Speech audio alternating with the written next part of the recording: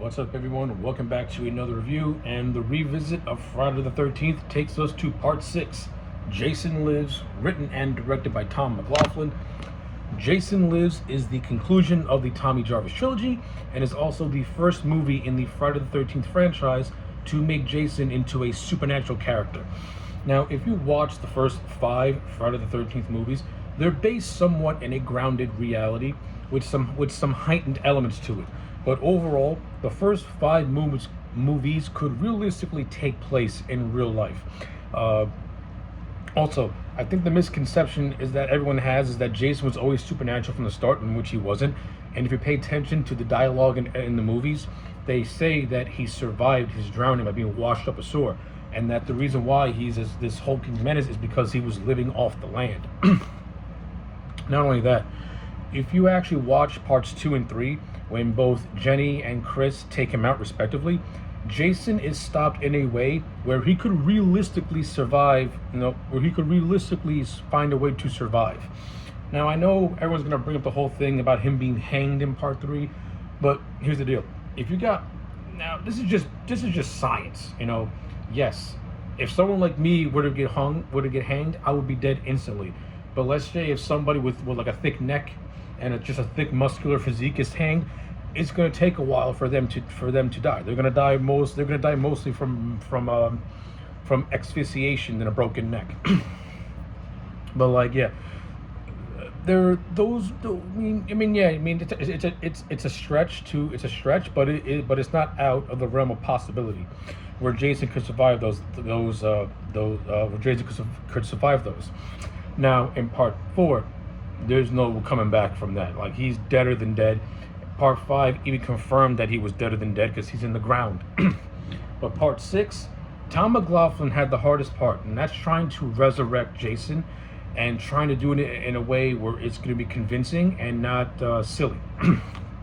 So what Tom McLaughlin did, and which when you look back on hindsight is actually genius. He chose to more or less make Jason Lives like an old Universal monster movie in the same vein as Frankenstein, in which Jason brought back to life by lightning. The opening prologue of this movie more or less sees the return of Tommy Jarvis, this time played by Tom Matthews, best known for his performance in Return of the Living Dead, and his friend Hawes.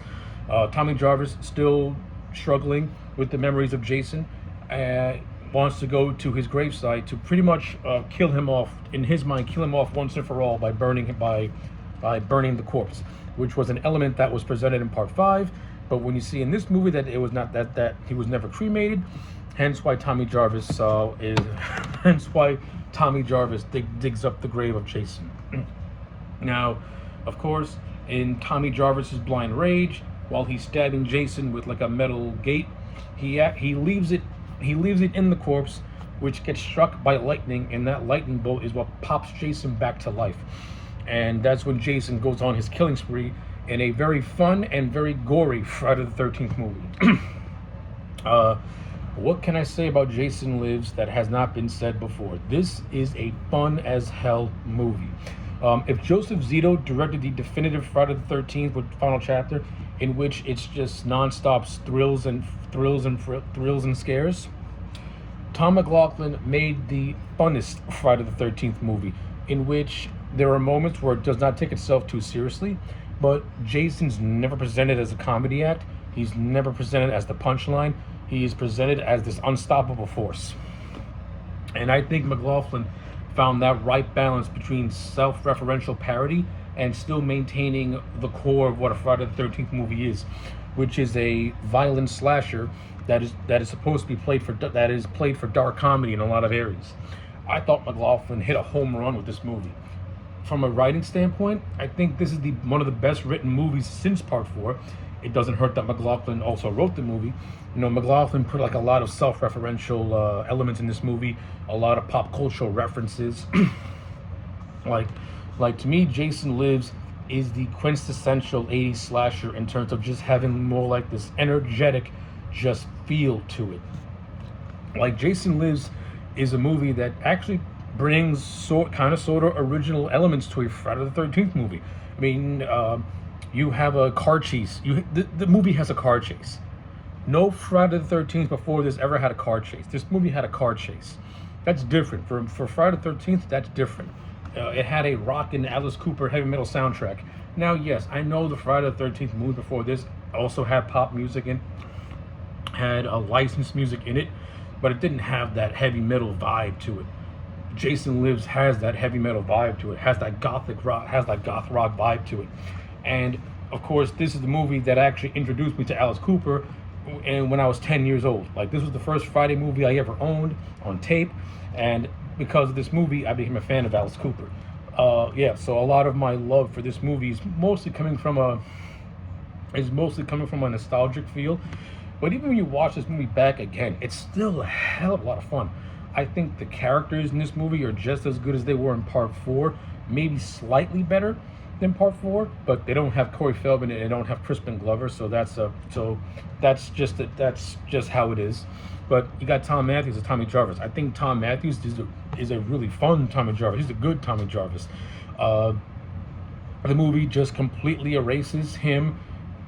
The movie just completely erases what happened to him in Part 5 with him being a mute and the whole cliffhanger ending of him in the hospital wearing the Jason mask and whether or not he killed Pam. Well, let's just say, aside from a few holdovers from that movie, it's left ambiguous as to what happened to Pam. Now listen, I don't read novelizations. To me, novelizations, they're not canon. It's just supplemental material. If it's not in the movie itself, to me, it's not canon. I don't care what you say.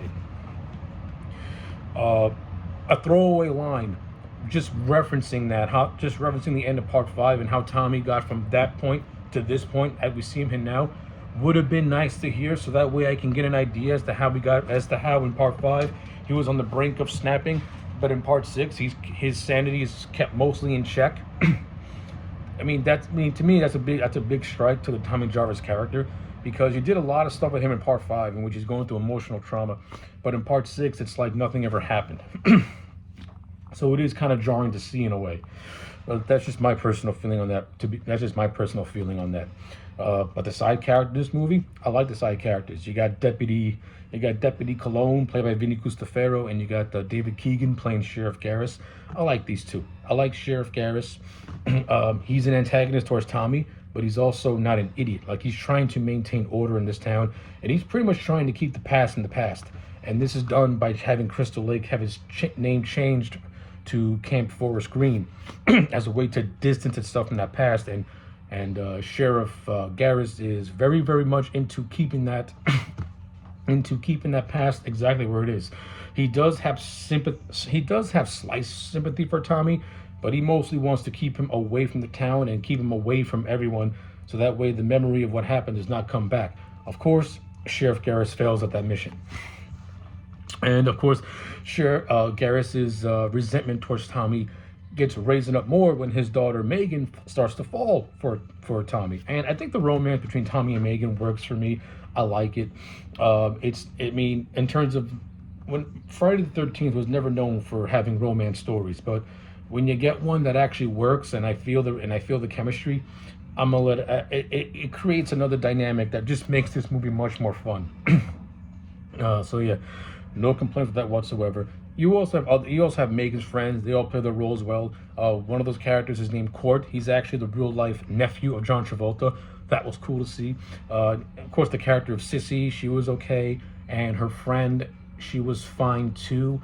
She plays a camp counselor who mostly has an association with this little camper named Nancy. Yeah, the movie has a nice little reference to Nightmare on Elm Street, and also McLaughlin's real life wife with the character of Nancy, with a little girl named Nancy. So that was actually pretty nice. Yeah. So yeah, all that stuff was well done. I like it. In terms of this movie's production values, this is a great looking movie. You know, McLaughlin took what he had and he tried to make this movie feel bigger than it was. Kind of similar to how Joe Zito did with Part 4. Like, you can tell when watching these movies from the first movie to now, you can tell which directors took their budget and made the most of it, and which directors took their budget and just had no idea what to do with it. People like Steve Miner, Joe Zito, and McLaughlin, they took their small budgets and they tried to make the most of what they had. And this movie is no exception. McLaughlin gives this thing so much life, so much energy. It's just so much fun to watch. You also have side characters that you do that you do that you do remember, and they do stand out.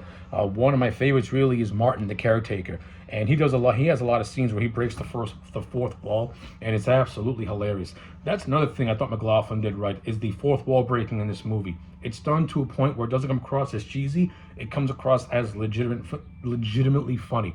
And of course, who doesn't love that that 007 Jason opening credit scene? That shit is fucking awesome. Speaking of which, let's talk about Jason. This movie gave us, to me, the first real awesome Jason, in which he's portrayed by C.J. Graham, who is actually a former Marine. And you can tell by C.J.'s performance as the character of Jason that he's given this Jason a sense of like just unstoppable force. Now again, you have to remember, this was the first movie to introduce these supernatural elements into the Friday the 13th franchise. So Jason is now basically a zombie. And what CJ Graham actually did that I thought was fantastic, and also you got to give credit to how McLaughlin wrote it. Graham portrayed Jason as not knowing that he's supernatural. He still plays Jason as how he was in the first movies, but he also has those subtleties where Jason is slowly finding out that he has like these new powers in which his durability is heightened, his strength is near unstoppable. This is perfectly illustrated where Jason takes out a bunch of people playing paintball. He rips a guy's arm off to get his machete, and the way he stares at the arm, he's like, "Did I do that?" Like, it's little things like those that give the Jason character like a dark humor to it. You're not laughing at Jason. You're laughing at him realizing that, yeah, he's gonna tear shit up because now no one's gonna be able to stop him. I thought C.J. Graham played that perfectly.